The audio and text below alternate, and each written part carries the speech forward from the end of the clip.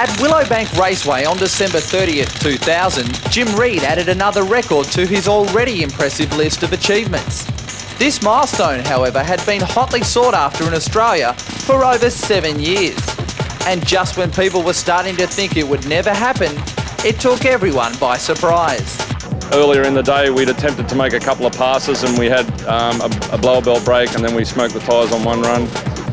But the incremental times versus other good runs that we'd done was encouraging. Dad commented if this car goes to the other end, it should run good. And by good, we meant maybe a high 490, maybe 290. We were hopeful the car would perform reasonably good. Everything just happened all at once, and it was like I've said for a long, long time, this thing will happen and it'll come out of the blue and no one will be expecting it. And that was exactly what happened.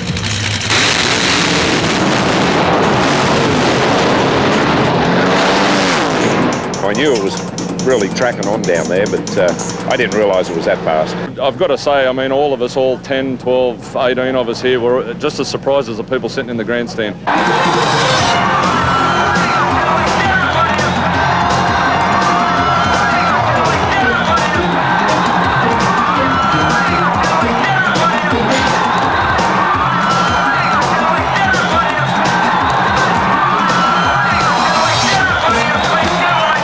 Knowing that he really wanted to do it but weren't expecting it, it was even more of a surprise for us. So it was wonderful, it was great.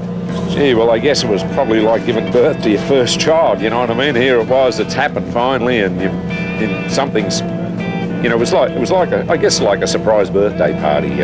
All of a sudden something's happened that you weren't expecting, but by God, this is the greatest thing you've felt in a long time. Probably the most touching part was what races were at the event, particularly in Group 1. A lot of them, not all of them, but a lot of them took the time to line the road and clap us as we came back to pits, and so to be acknowledged by your peers is as good as anything. Another chapter in the record books for Reed.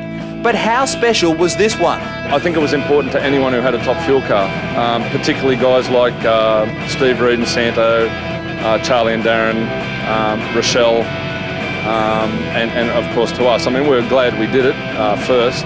I felt relieved more than elated, I think, that, gee, that milestone's finally gone.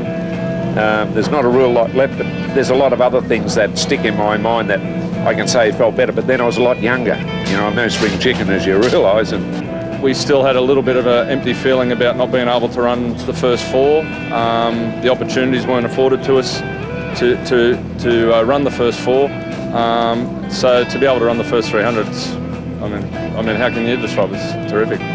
During your career leading up to the 300 mile an hour, there was a lot of things that we did, whereas these days, I'm sort of more interested in playing around with a race car, making the car go better. I really don't think about winning the event, I think about trying to go quicker. So the 300 was very satisfying. I think deep down he was really hoping to do it, but didn't actually think it was going to happen, and he was thrilled. Was the 300 the last real challenge for Top Fuel? Does this signal the end of a remarkable career? He was making noises about giving it away or doing this and doing that. I mean, there's still a few things. He wants to win the Nationals again. We haven't won it since 1990. And I want to run at the new track, and that will be the rebirth of our sport. He's just come back from America and he was talking to a couple of racers who don't race anymore, and he said to them, if you had the funding and the time and the personnel to do it, and they said tomorrow without even hesitating. He said, it never leaves you. And the second one, there's the 500 kilometres. That's got to be done to get the metric magic. Not soon, but it's inevitable.